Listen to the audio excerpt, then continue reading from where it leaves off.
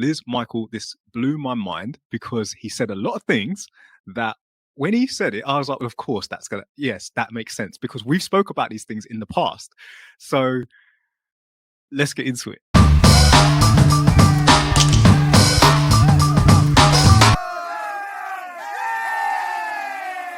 Liz, Michael, you guys all right? Really good. Yeah. Very good. Very good.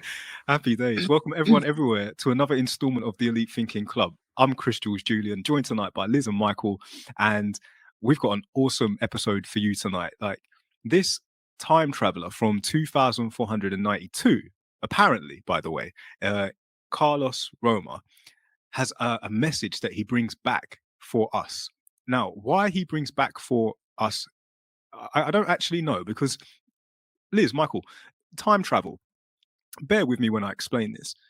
If you travel forward or back in time, you're not actually in the future or the past because what you're experiencing is your present. Do you get what I mean? Right, yeah.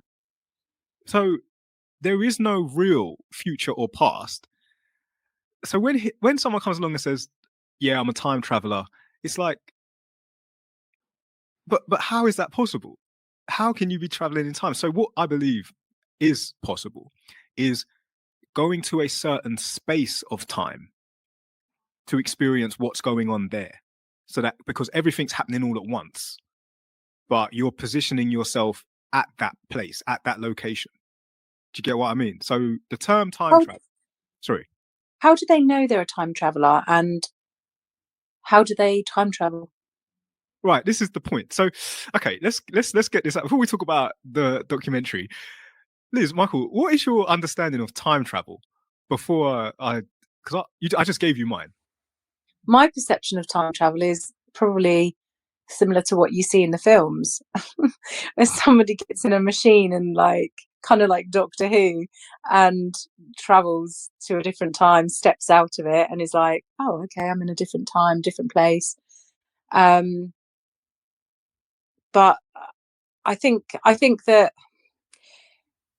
people could probably go to different places in their minds with certain sort of drugs or psychedelics, or and they probably think that they've gone to a different time, a different place, possibly. I don't know. So that's why I'm interested into how he does it, or how he thinks he does it. That's interesting. Yeah, that's interesting. Love that. Michael? So scientifically at the moment, the closest we can get to time travel is, let's say, someone on the ISS going around the planet. They're experiencing time different to us because the faster you go, it's different in like how you perceive time. So a lot of time it's about how you perceive time. Right. Us three right now, if you had a very, very accurate watch on all three of us, we would be experiencing time different. So it is actually different for all of us. Okay. So theoretically, you could be a few slightly bit a second in front of me. Right. You're time traveler. Effectively, that is time travel. Yeah. Scientifically, at the moment at least, we can't go fast enough to go time travel. And they say you can go, I think you can go back in time. But you can't, no, you can go, no, let me get this right. It's back in time you can go, just not forward. Right. Now, I don't know if I believe in it. Okay. I just don't. Liz, you've said about like the films and the movie. Michael, thank you for that, by the way. That was pretty good. So do you believe if you went back in time and changed something, it would alter your future? Like what you're experiencing now. If you could go back in time, make a different choice, you would not be experiencing what you're experiencing. Yeah, I kind of do, because I think that we're here in this time right now based on the choices we've previously made. So if you go back and change one of those choices that you made, that's going to alter the further decisions that you made, or the path that you took, which led you to here now. So yeah, I do. Michael? Well, so what you're talking about is the grandfather paradox, which means if you go back, so I'm reading this. So I mean, I already know about it, but this is just the words they use. Yeah. So there's a famous time travel paradox where a person travels back in time and prevents their grandfather from meeting a grandmother, raising questions of their own existence. So that's what basically she was talking about. But there's a guy called Novikov. So it's a self-consistency principle. So the principle says anything that you do when you go back has already been done to make the future, therefore eliminating the paradox.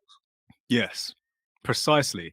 If you go back and do a change, that is what created you going back. Yeah. But here's the thing that I say. It is not possible to go back in time, alter something, come back to where you were, and it be different. Because all the while you are in your present. There is no going back. So if everything, my belief is everything is happening all at once. It's just when you step into that place in time and that segment, right? So that's my belief. So if I woke up tomorrow through some magical means, it is no longer like June the 13th of June 2024. Instead, it's the 8th of May 1999. I would just accept, gee, I'm here. I'm back in 1999. This is crazy. But it doesn't mean I've gone back in time. I've just woken up to another space of time, space in time. You get what I'm saying? I do, but there's two things that would happen with that. Right. You personally have gone back in time, but your present is in that time. Right. So there's two different things that's happening. So I've still time. Okay. So I've still time traveled. Still time traveled. If your present is in the present. Yes. At that time, but you physically have gone back in time. Because if you know about stuff that's happening that hasn't happened yet, then you have gone back in time.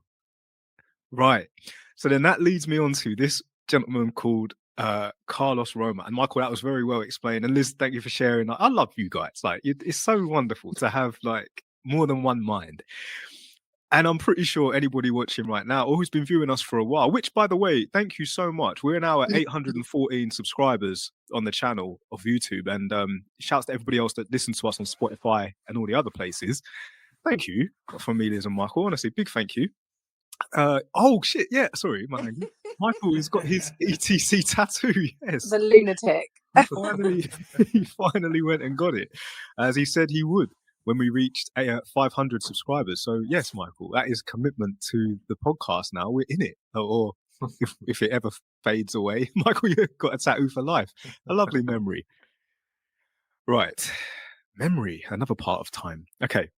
Back to what I was saying. So I'm at home. I'm watching this Amazon documentary. Appears Time Traveler from the year 2492. I don't even know what made me or possessed me to watch this, but it was part 2. So I watched part 2 before I've even watched part 1.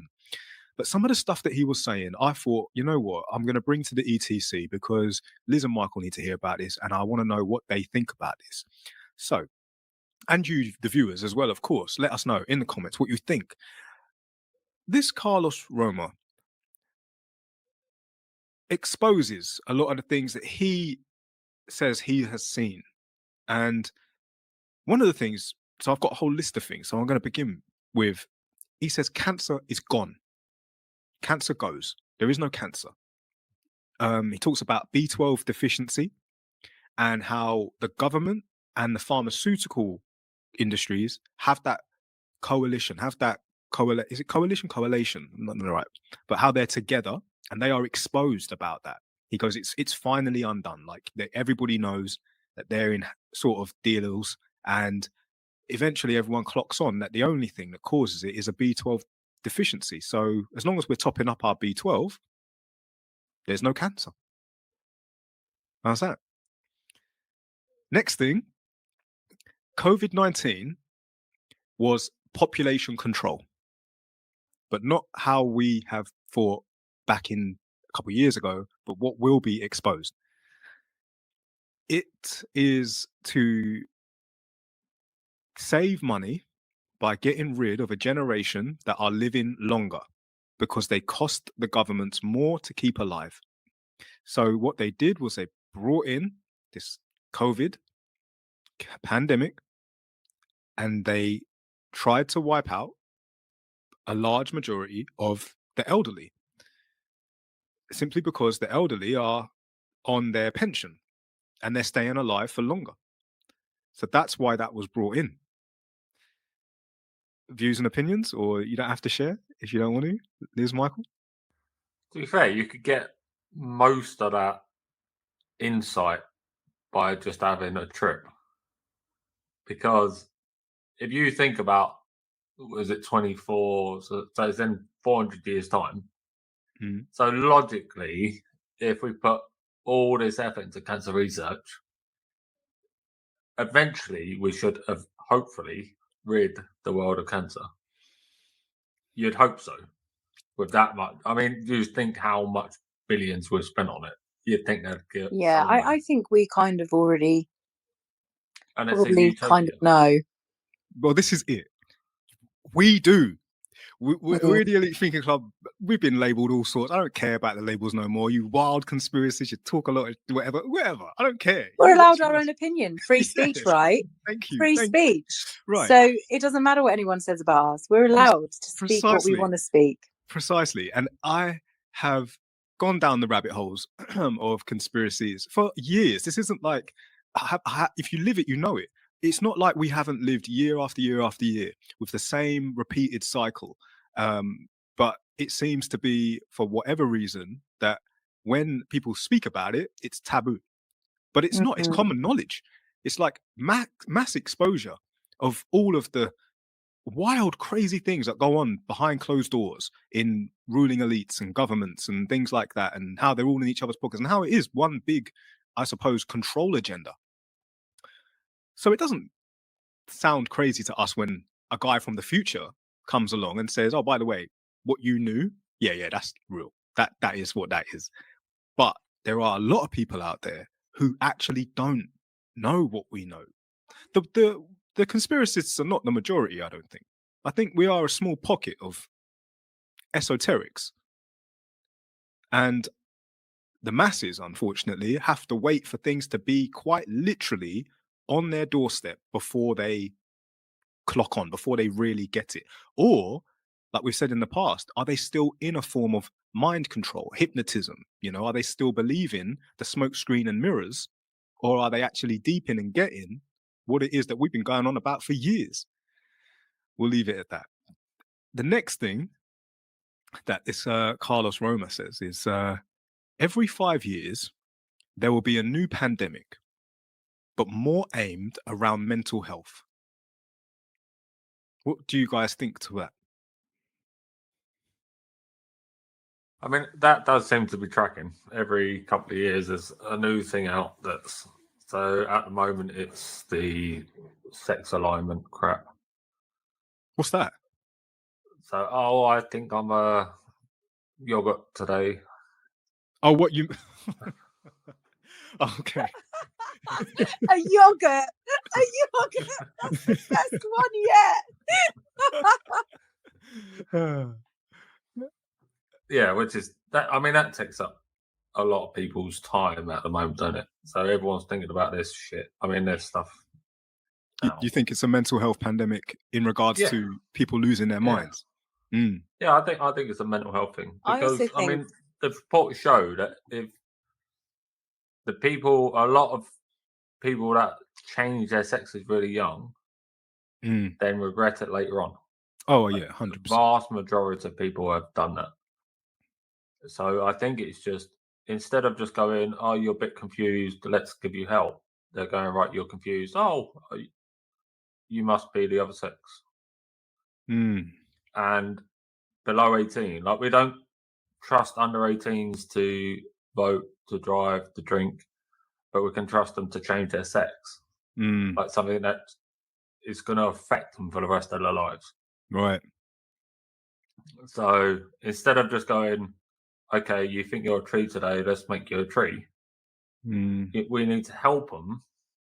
But this thing has been like for ages now, isn't it? So it's the latest thing to affect the mental health. Yeah, because even sane, Yeah. and when I say it's not insane to think that way, like it's absolutely fine to allow your imagination to go a little bit crazy. That's how, you know, there's always this fine line between genius and crazy. But sometimes it is, like you said, Michael, very important to address some serious issues, that there is a young person who's easily influenced, and when they're easily influenced, they can make these very life-changing decisions only later on to regret them and think, I can't actually undo what was done.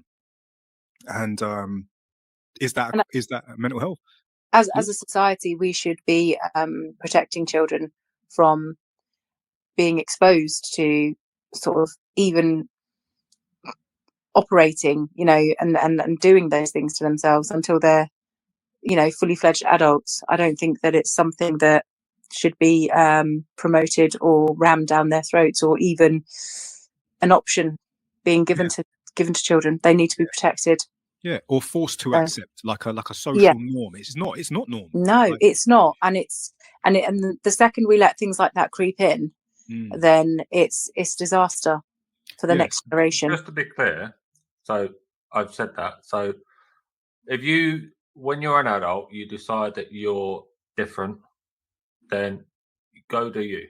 Yeah, right. absolutely. I'm not saying don't.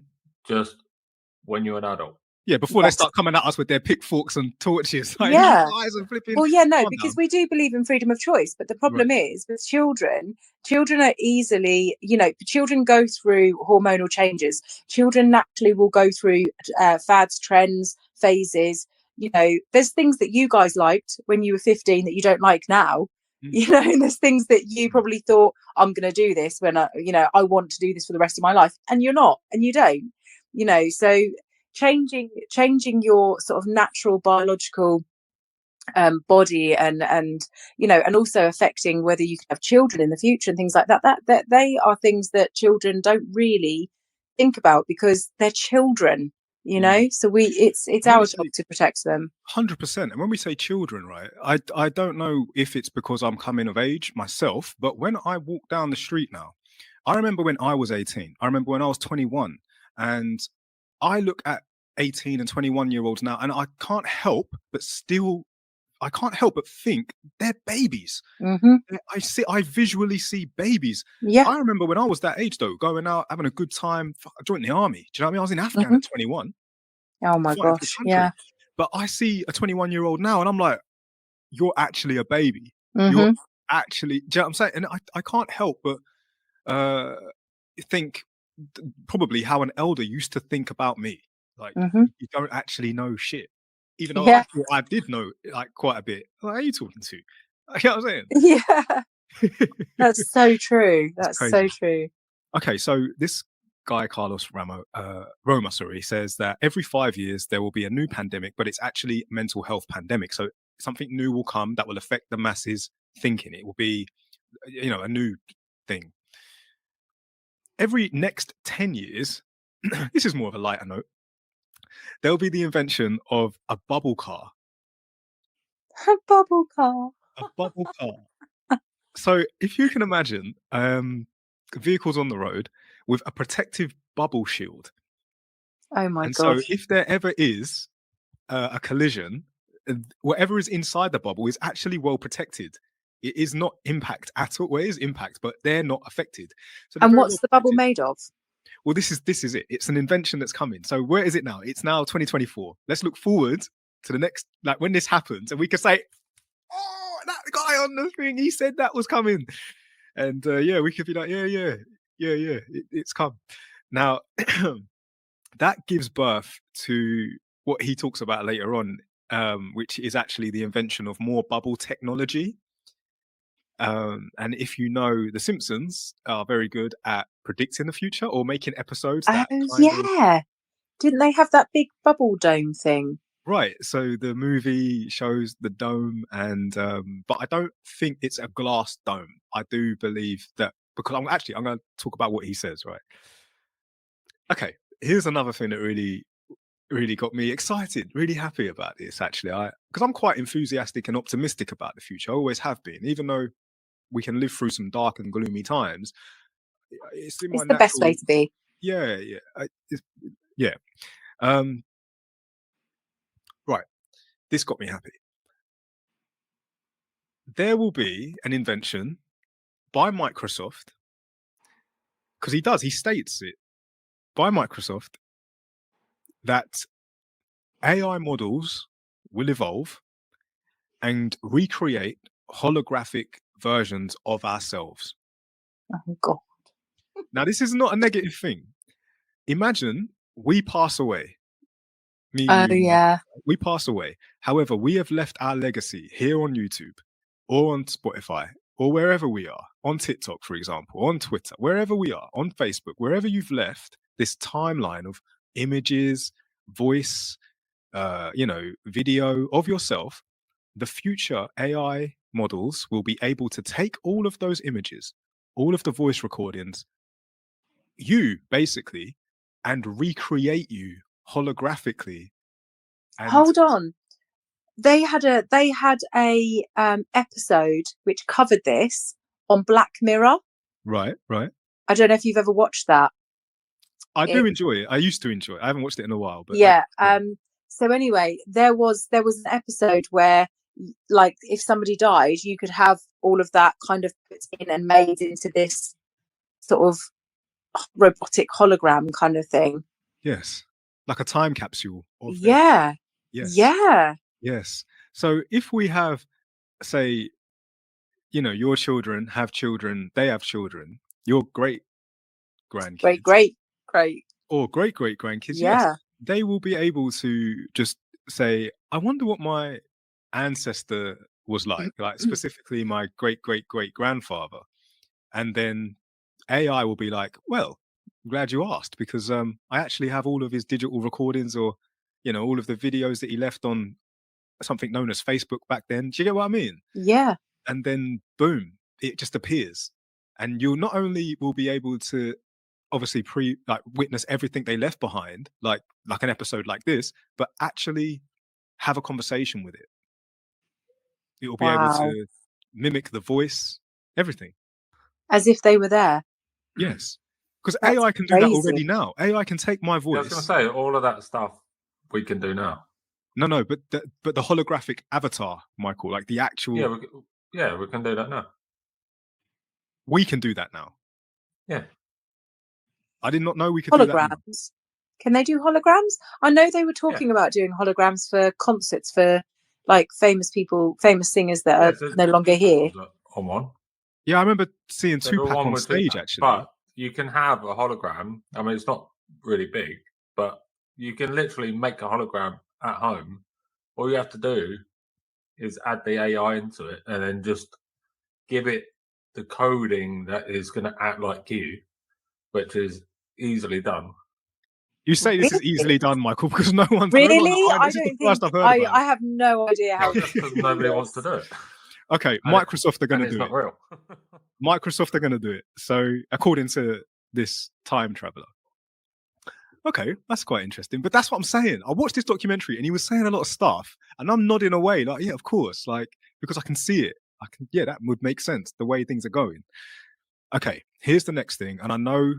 Well, I suppose I don't want to spoil. I said I was going to know what you guys are going to think about this, but because we've spoke about this, but right, he says that there will be an antivirus device in all restaurants, clubs, places of worship, buildings, etc.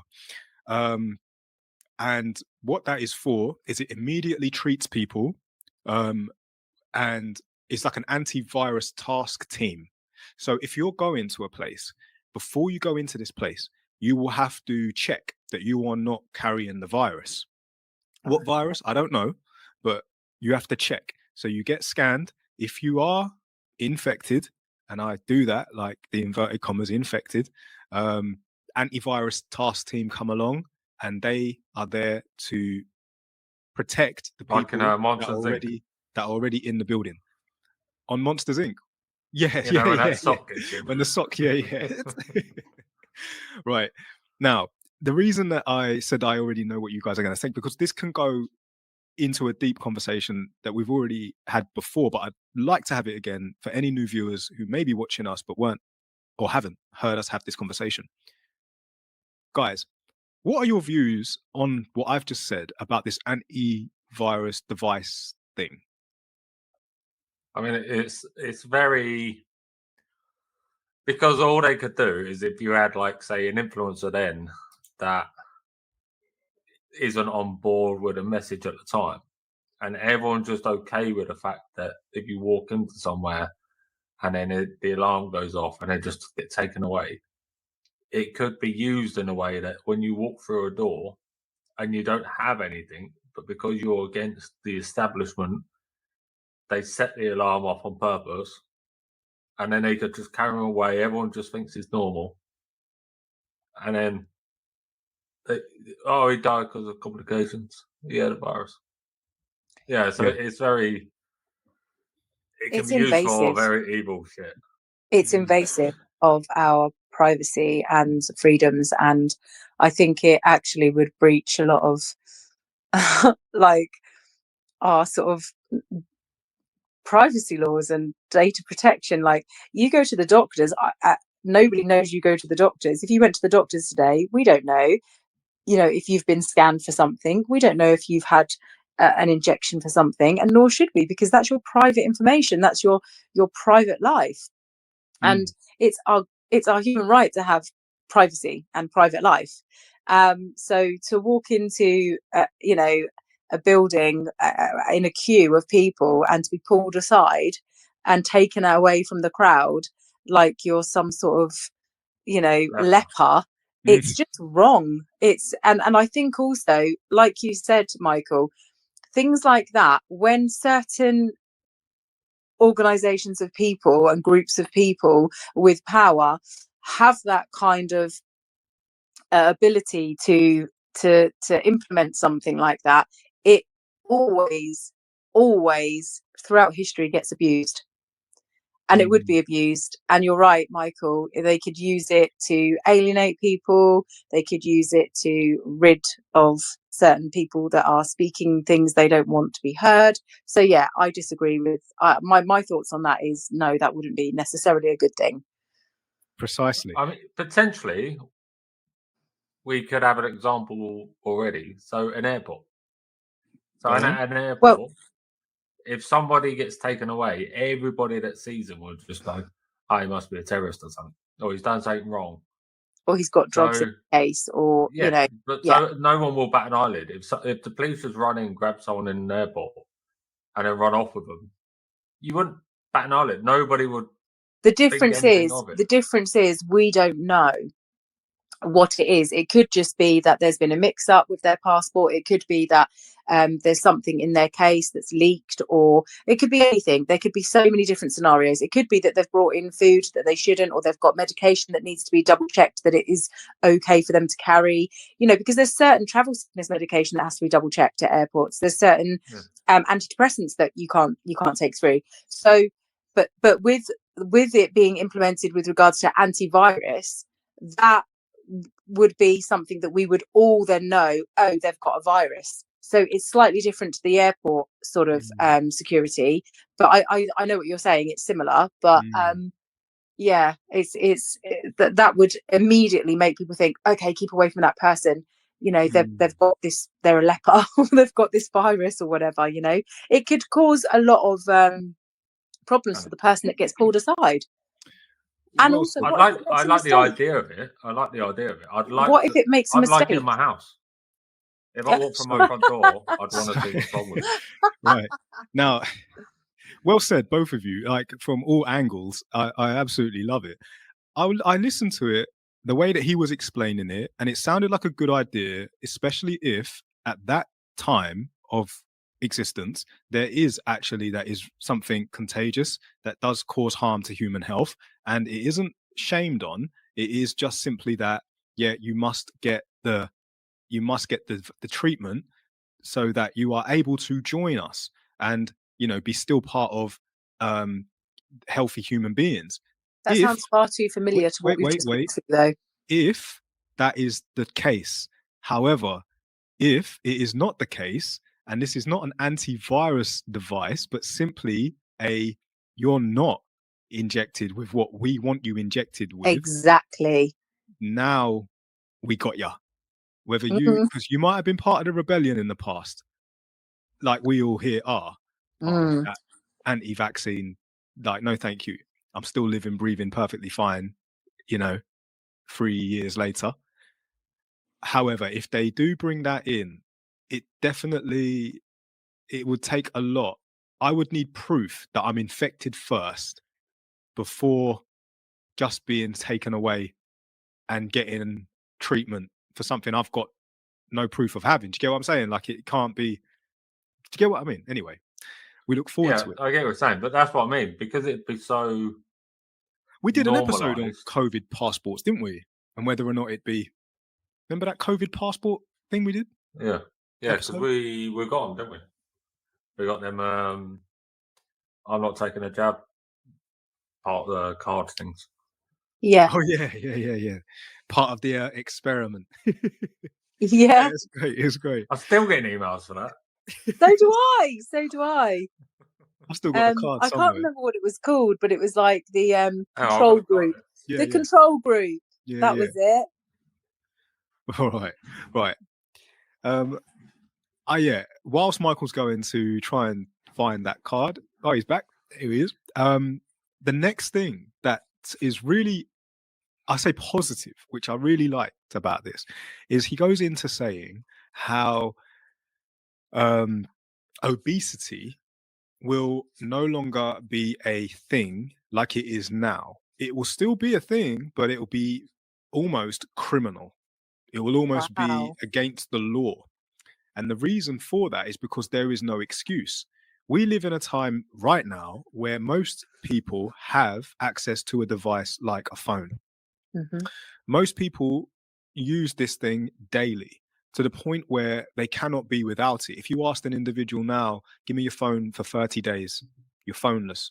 You disconnect from all news, all media, all connections, that way. You may have to ask to borrow someone else's just so you can call somebody or, connect with somebody or, check in on your business, if you will. It's very, very difficult now to live without one of these. I wouldn't say difficult. It's uncommon.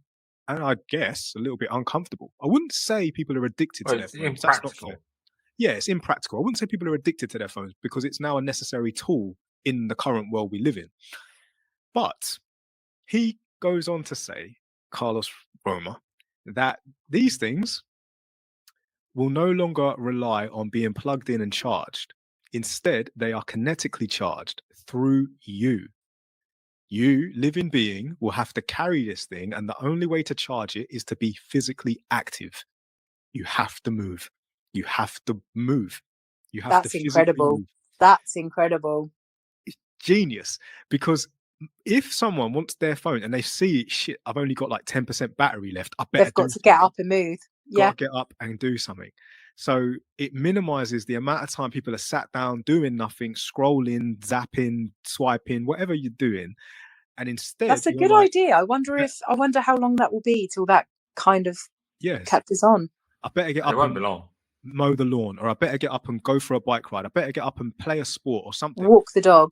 Walk the dog, have enjoyable intimacy with someone or something. You know what I'm saying? Like, yeah. It's 20%, babe. Let's go. Let's get it up to 100%.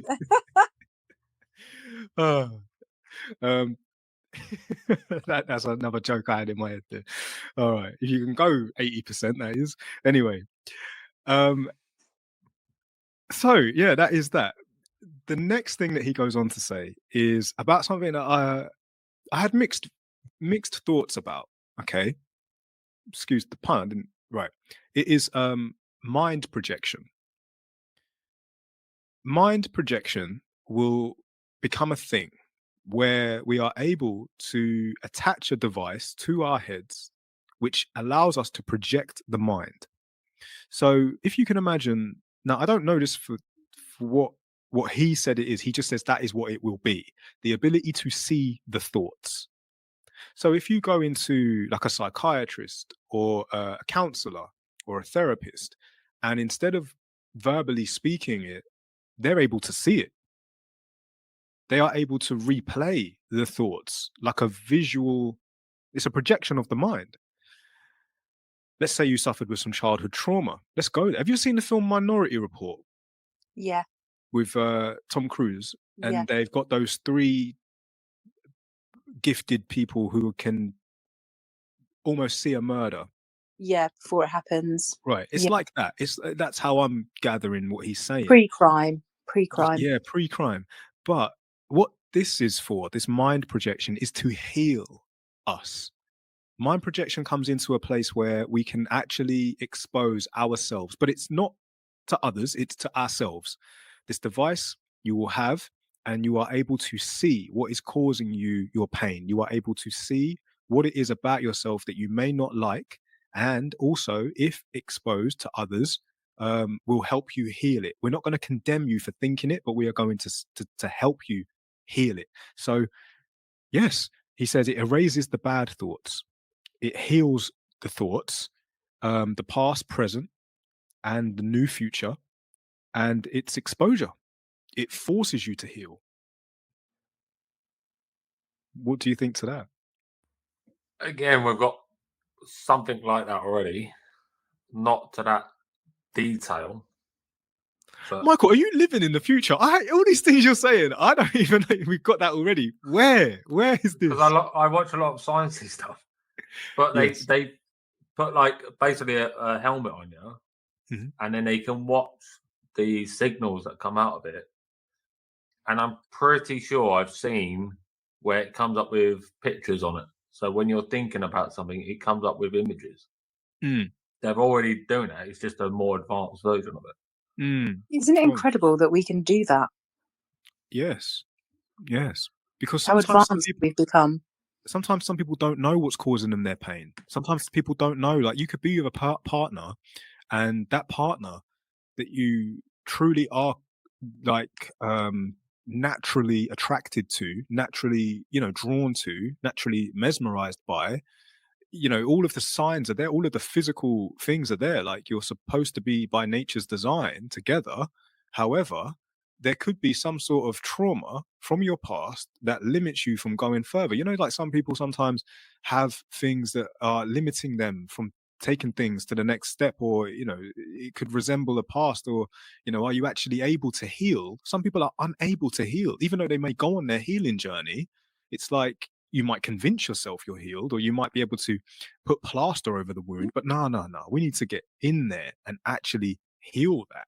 Do you get what I mean? Otherwise, the same thing will present itself, and you start reverting back to old ways, and you just ruined what was meant to be great, simply because we weren't able to really get into what it was that caused the pain. But anyway, the reason why I say I had mixed thoughts about this was because of the exposure. I imagine there are some people out there who actually do not like themselves, and they truly know why, but they're not ready to face themselves. I truly believe that. There is a whole mass of different cultures out there and different people out there doing different things, and it's going to take a lot of strength of ourselves to face ourselves. I think that's the hardest thing actually that we probably do in our lives, is actually face, go dig deep into who we are and face who we really are. And I think actually if more people did it, there would be probably more strength. Oh yeah, it's very easy. It's easier for people to point their fingers and blame others. Oh yeah, and to judge. It's. But I think that when we do that, when we do judge and we do point the finger, we're actually highlighting what's inside, what's going on. It's something that we need to deal with ourselves a lot of the time. And we all have to do it at certain points in our lives. When we go through things, we all have to dig deep and think, yeah, this is me. Yes. And we have to live with ourselves for however long we're here, right? So it is hard when you have to kind of admit things and face things, and there's bad and good in all of us. Yes, I remember, like, the haters. When the haters hate, it's not because they don't like you personally. It's simply because your greatness highlights their weakness, and they're not prepared to do what you are as being great, because and that's why they hate. But there'll always be critics. There's always going to be critics, and they criticize for a reason. Yeah, but that's the thing. Like, great people are supposed to be there to highlight the greatness for you. It's supposed to influence you to step up, to step into it. There's no, I mean, you're not meant to be hating on it. You're meant to be seeing it as inspiration. You're meant to be seeing it. Like, do you get what I'm saying? I always found it tricky, like, well, not tricky, but confusing when people see somebody fail or do something wrong, and people jump on the judgment, jump on the, the attack kind of thing. And I always think to myself, well, you're criticizing somebody that was actually trying to do something. They've failed, or they got this wrong, or they've got to try harder next time, but they're trying. All you're doing is standing there pointing your finger at somebody that's trying. So I always get confused as to, like, I'd much rather, like. But this is the point. This is the point. The point being, the mind projection will highlight. It will say, why is it that you are coming from that place? Why are you not coming from like the place of what you've just said, Liz, like the positive place? Do you get what I mean? Yeah. That's the whole point. It's like, we can get you to see the world through a lens better than whatever it is that's making you be that. Do you get what I mean? That isn't helpful at all to anybody. And unfortunately, the masses are more than so we'll get there. According to Carlos Roma. And I mean, when you see this guy, he's a little bit out there, to be honest. I do like people like that, though. Yeah. I do. I really do get drawn to people that are more outrageous, more out there, just different. Yeah, he's out there. I'd definitely sit with him for a while. I'd walk with him for a while, and just they are often the most interesting people as well. But I couldn't switch it off. That's what it got brought to my attention. Even if he's wrong, or even if he's like, it's like really far-fetched, it's still interesting to be around people like that. Yes. Okay. The next thing was the one flag that would unify the world and one language of the world. Hold on, that sounds a little bit like the that global agenda thing. That sounds like that one world government, one world. Oh, I don't know. When is this happening? Are we going to be alive or no? Okay. Well, let's discuss it now to maybe help those that might watch this at that time. Sorry, that's my dog. Sorry, he's moaning to come in. So basically, he says that the world will unite. We will all be under one flag, one banner, and we will have one language for the world. It won't be English, it won't be Russian, it won't be Spanish, it won't be anything like that. We will actually have our own brand new language. And life expectancy increases to 120 years of naturally humans. But there will be this gets dark, by the way. I'm just pre-warning you. This gets really dark. So how long is this documentary, can I ask? I think it was just under an hour, but there's 3 parts. Yeah, there's 3 parts. Okay. I was gonna say 3 minutes. I only watched part 2. Take a deep breath for this. You have to brace yourself for this. And I'm not gonna leave it as like you should need to watch documentary to get it. I'll tell you straight up. Okay, so this isn't something new to me. This is something I've considered for a while, simply because I am vegan, and I still can't compute how we have the ability to produce the mass amount of flesh on shelves as we do. Now, I'm sure there's someone somewhere who will turn around and say, just do the numbers, is what I'd say. Just do the numbers. It's ridiculous.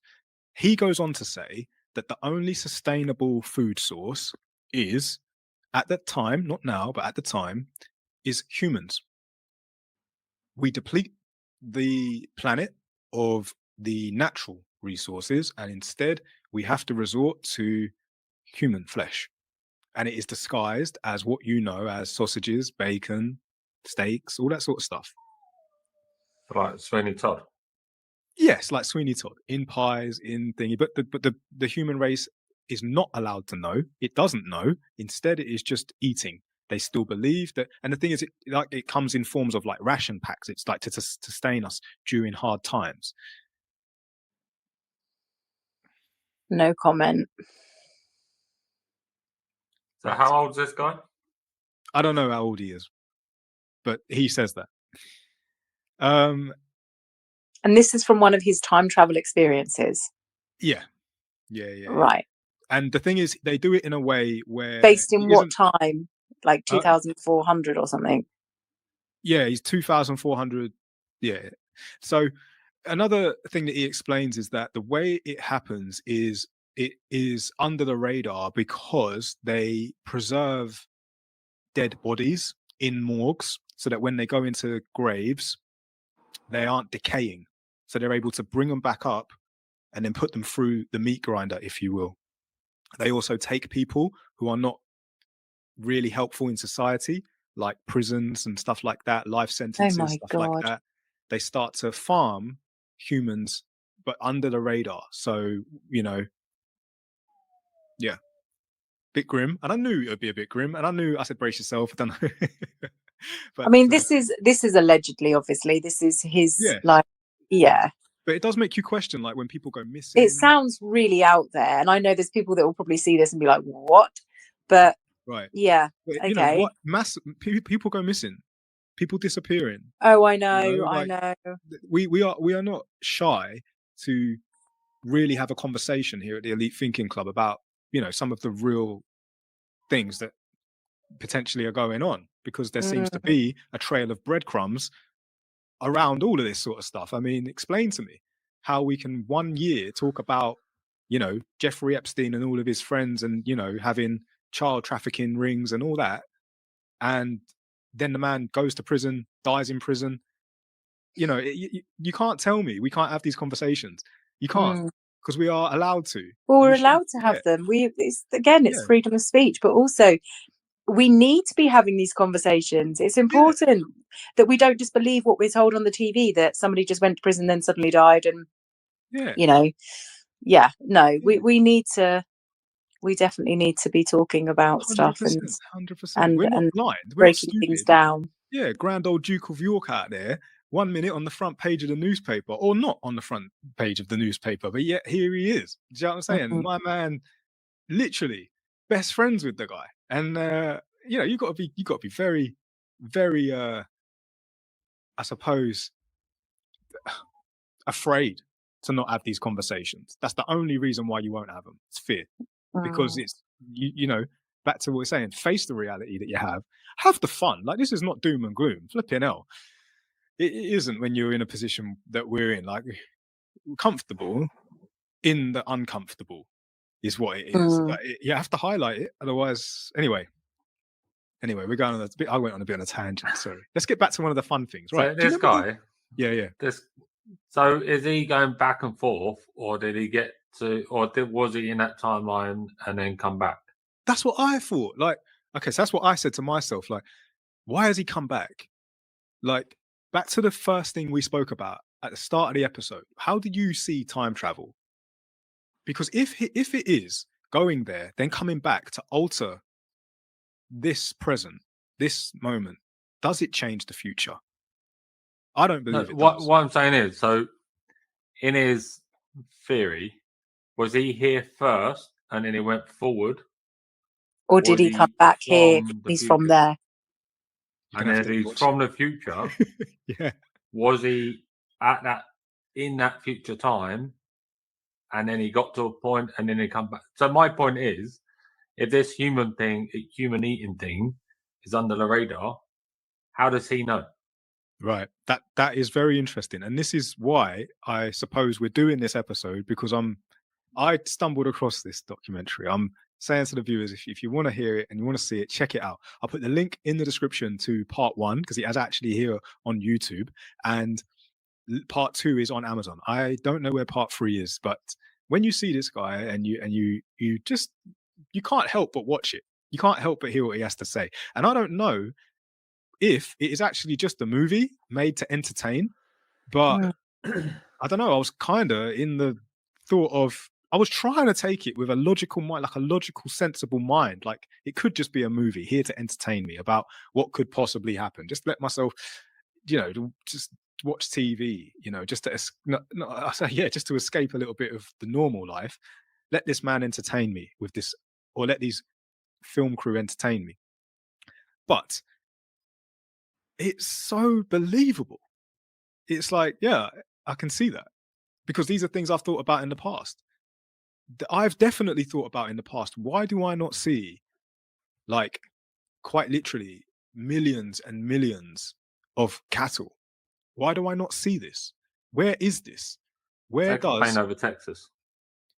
right, Michael? I've never been. There are I millions and kind of have millions. to, like, I'm not saying that what he thinks is not true, but I'm kind of, obviously I haven't seen it for myself, and I'm very much, I have to see it to believe it. So I will watch the documentary because I'd like to see what you've seen, but also, unless I'm time traveling myself, I don't know if I quite believe in time travel.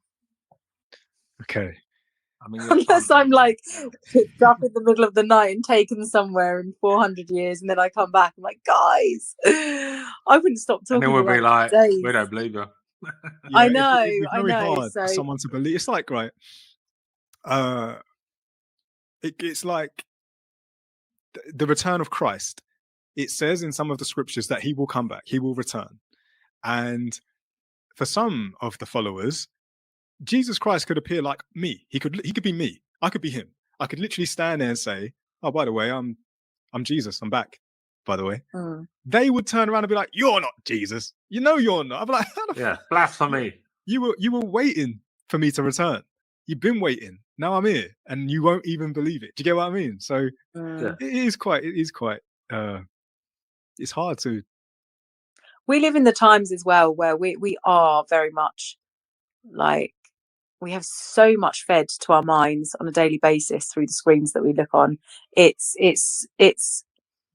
a job in itself picking through what is the truth, what isn't the truth, what is brainwashing, what is conditioning, what is lies, what is fiction, entertainment, so screen and mirrors, so it's really hard sometimes to kind of commit to believing something. I find when I see something, I then have to do my own sort of research or investigating of it and reading up on it and finding other books or other documentaries on something, especially if it grips me, because I think, okay, before I commit to believing this, right, I have to feel like I've fully investigated it and that there has been studies done and there is research, because otherwise you just feel like you're being fooled the whole time.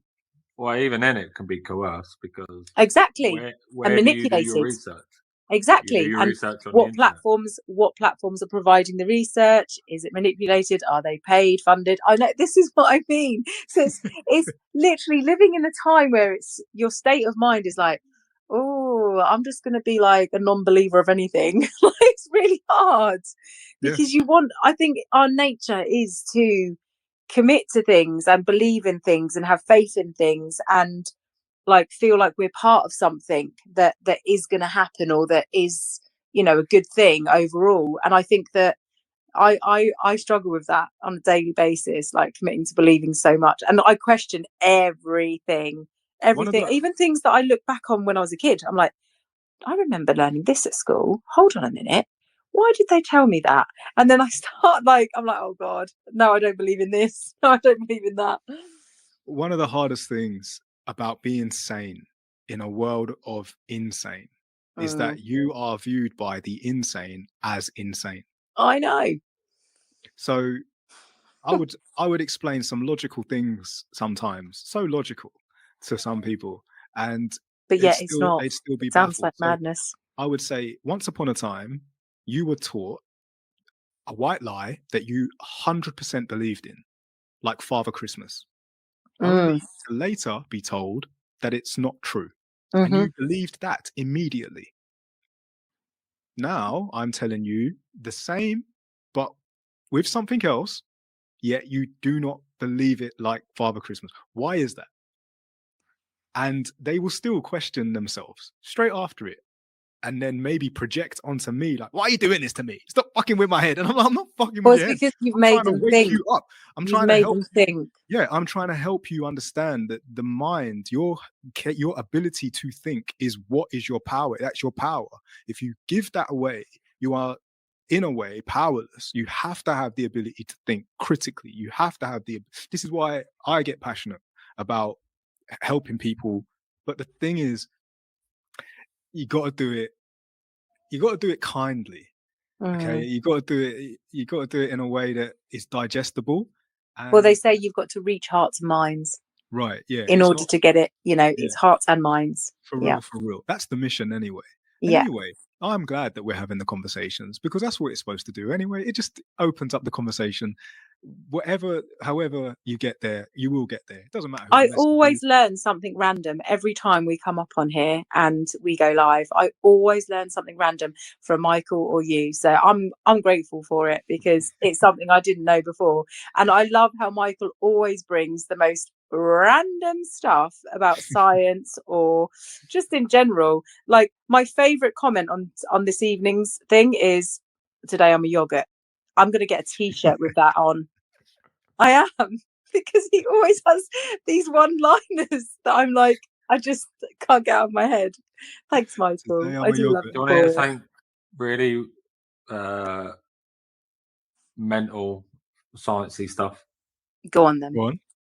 So if you get an atom and split it in half, so the other atom can be light years away, like thousands upon thousands and thousands of miles away.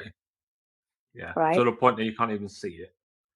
But if you do something to the atom, that half the atom you've got on your side, yes, it does this same thing to the other side. Yes.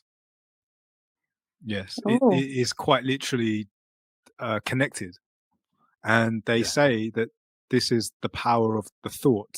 It is not something that just disappears. This is constant communication with something else. So, yes, Michael, this is sometimes how people have the ability to communicate to each other. They don't know how they're doing it, but they've done it. Pick up the phone. Cool. That's crazy. I was just thinking about it. I mean, he's made it unsciencey, but my bit was science. Yeah, but obviously everything is energy. Yeah, like you can explain it with science. Like, we know that science is what we use to try and explain the physical world that we live in. We know that. We've had this when we did this Terrence Howard episode. But there is also something that is very, very fundamental to our existence as beings. That is our connection to spiritually and divine energy. You are divine. Everything is energy.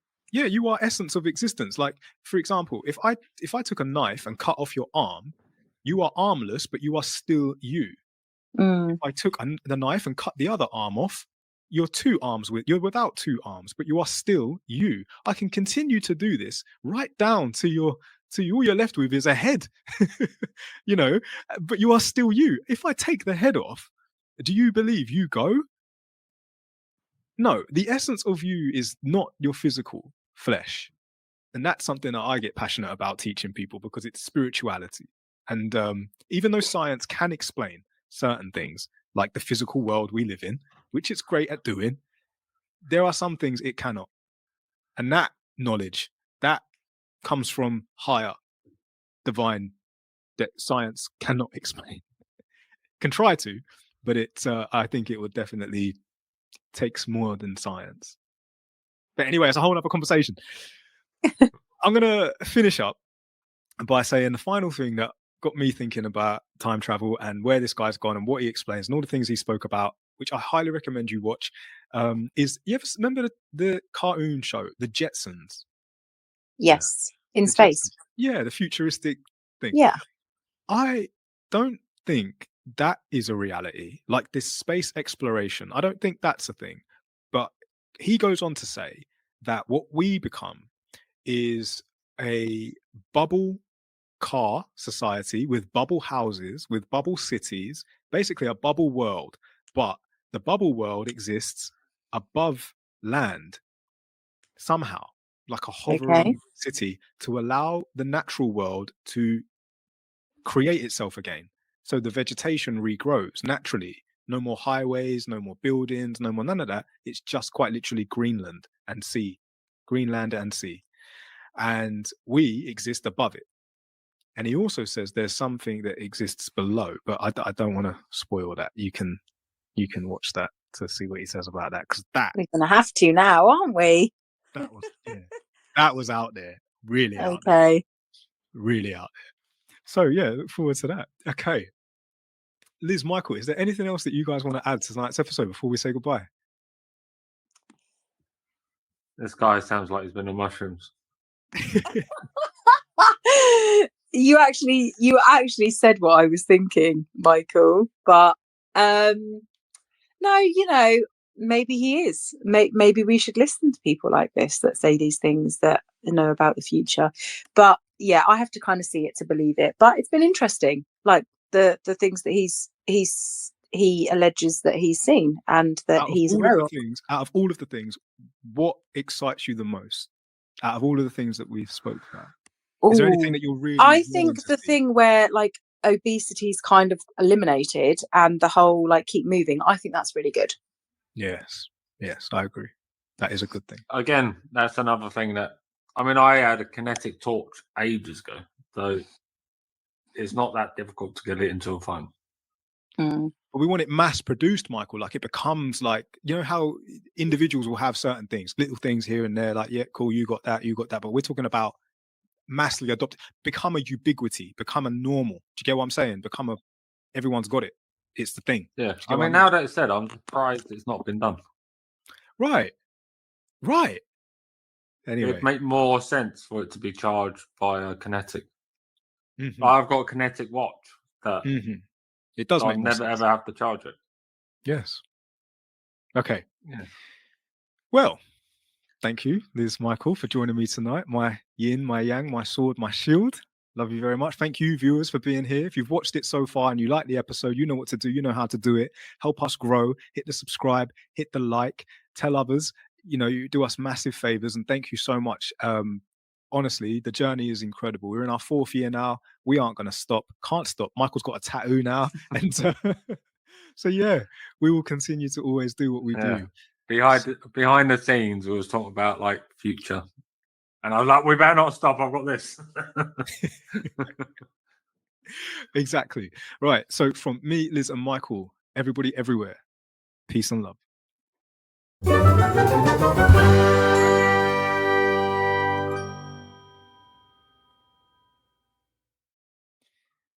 All right. So, Liz, Michael, do you want to know what is special about today? Yes. Yes. Right. So it's the 13th of April, May, June, and 2024. And on the 13th of June, the world celebrates National Sewing Machine Day. Not the world, the nation. National Sewing Machine Day. I know it's not a big deal to some. What's so great about that? But when you really deep it, when you really consider it, like when we did an episode before and it was like National Typewriter Day, it isn't a big deal, but it is actually a big deal. If without a sewing machine, consider how, like the very first sewing machine, how much it's evolved since. Do you get what I mean? Yeah. we And wouldn't have all of our clothes and stuff, would we? Precisely. It is also, Liz, are you on the toilet? What are you doing? No, my dog has been sick, so I'm trying to clear it up. Oh. It's all right. He's fine, but no, I'm not on the toilet. I was like, cleaning up something. Oh, I'm sorry. It's all right.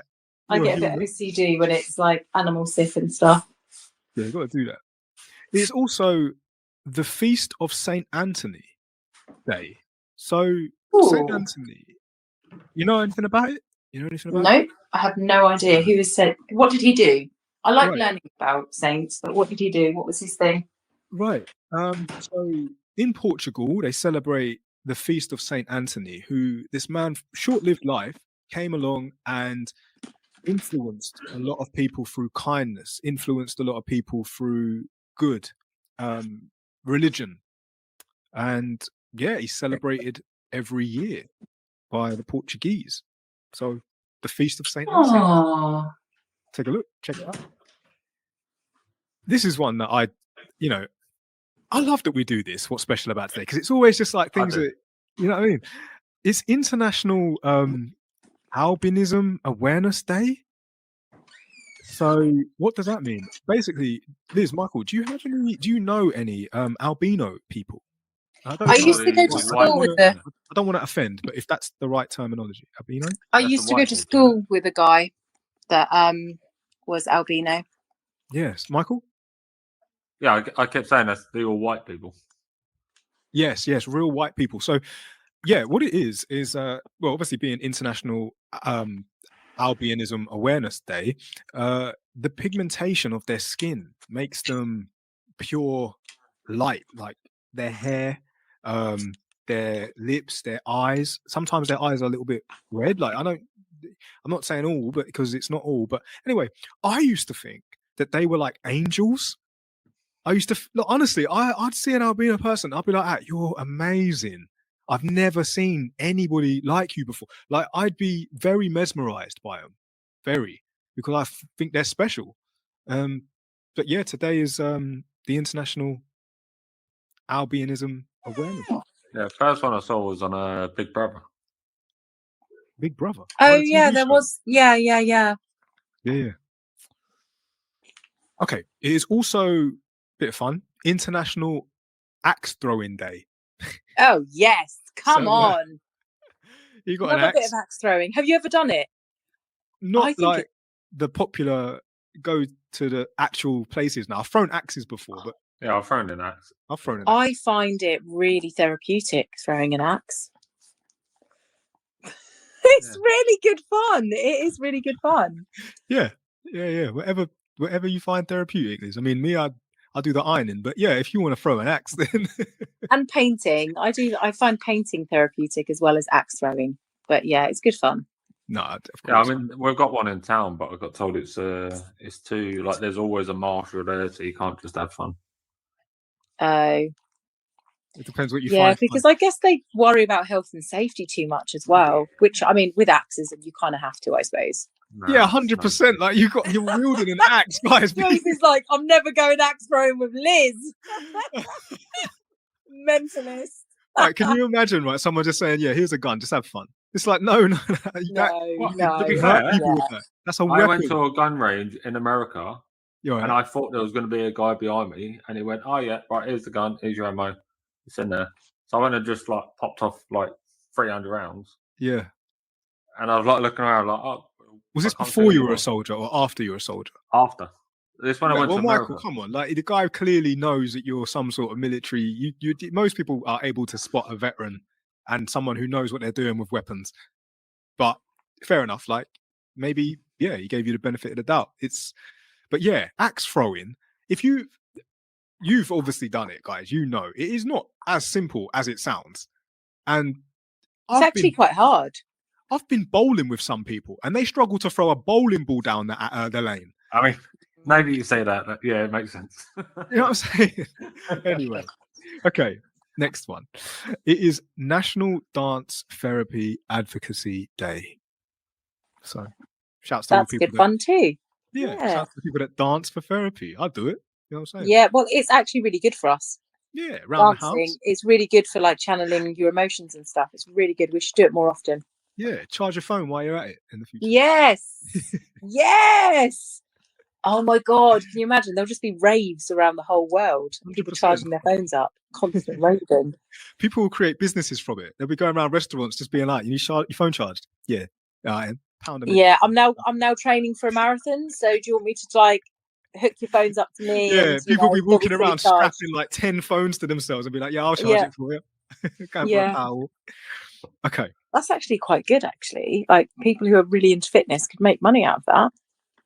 Yeah, for real. But that's something he said. Actually, it might actually be registered to you, like it's logged to you. Yeah, I was going to say, because otherwise there would be ways around it where people could like abuse it and just sit there on the sofa all day while someone's running around charging their phone for them. Yeah.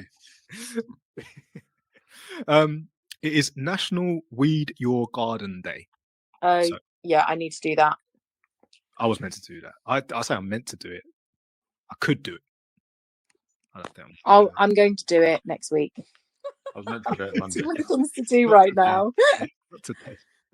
And that is that. I'm sure there's plenty more things today. That is what's special about today. But that is that. But let's go on to famous birthdays. Is it anyone's birthday that you know today, Liz, Michael? Should we give them a shout out? Anyone? No. I mean, if it is, I can't remember them, so it don't matter. Yeah. Facebook tells me when it's people's birthdays. It's like my reminder now, calendar. Famous birthdays. It is Chris Evans' birthday. So Captain America, you know him? That guy? Yeah, from Marvel, Yeah. Captain America. It's his birthday. Mary Kate Olsen, one of the Olsen twins. It's her birthday. So I imagine it's her sister's How old are they now?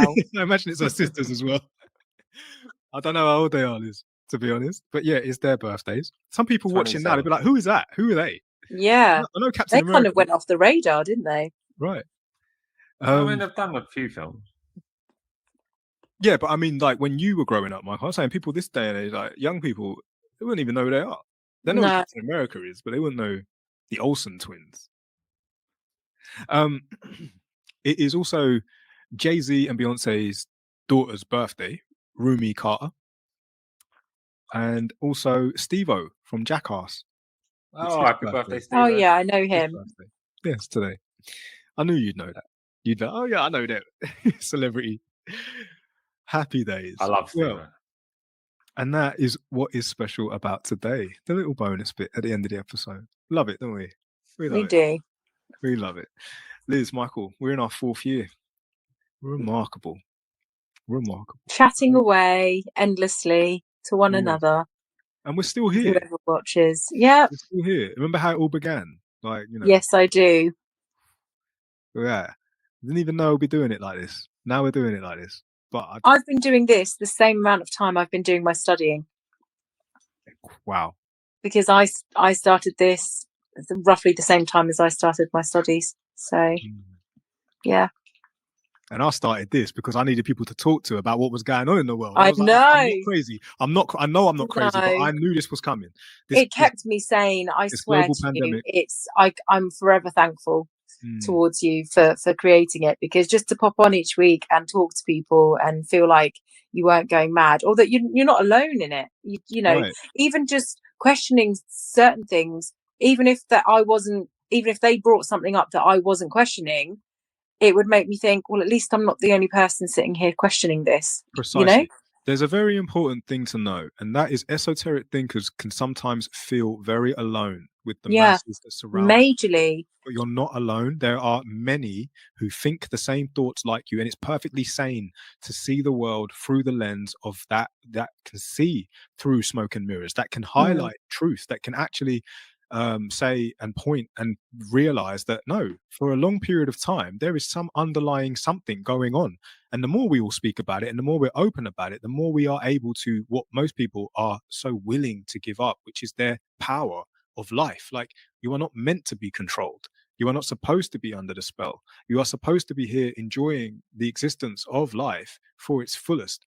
And it's very important to understand those, I suppose, magicians of power that prey on the easily influenced or the uncontrollable, and not to mention, we are not the first and we will not be the last. We're just playing our part. People of history that have been doing remarkable things in history to fight for freedoms, and freedom of mind is something that I'm very passionate about. So thank you, Liz and Michael, for being here throughout this journey. Thank you for all of you that tune in and help support and keep us going. And that very first episode, by the way, has not been aired. So if you're trying to find it, you won't get it until our 10-year anniversary, when we will release that that very first episode, and you will get to see exactly how it all began and how we were. And we'll look back on it, no doubt, when my beard was not so salt and peppery, and and my hair wasn't so crazy. And I wasn't in it. Michael was not there. Michael, bless you. We look forward to it. I like a year in. Was it a year in? How long was you done it for? 2 years in. You came. No, I think it Yeah, was he earlier than did. that. It's Yeah. not No, really- Michael came in too, because there was us, then there was Lucas and Chicken, then there was Lucas, then there was Maddie with Lucas, and then Michael came in. Well, I've been at my job since October 2022, and I was doing this when I Started got it. my job. Yeah. So it's 2 years. Yeah. Right. Crazy. We're gonna have to look back on those episodes. We got hundreds of episodes on here now, like quite literally, and enjoy them. When you take a look, go through them, see which ones you tickle your fancy, and yeah, let us know what you think. Okay. Crazy journey, eh? Right. Crazy journey. Yeah. We got 154 episodes. There you go. Yeah. Bloody hell. Over 100. Under. Whoa, that's 100 loads, guys. 154. That's like, yeah, 154 hours of our lives we've had conversation. Wow. Well, to be fair, that does include the short. So let's say 100? 110. 110. No, 120. That's not, it doesn't even matter. Guys, thank you so much for being here with us. We're going to continue doing it. We thank you and value your support always. Liz, Michael, I love you guys for being here and joining me always. So is there anything else you want to add before we say goodbye? Press the like button. Press the like button. Exactly. Okay. Thank you so much. From me, Liz and Michael, everybody everywhere. Peace and love.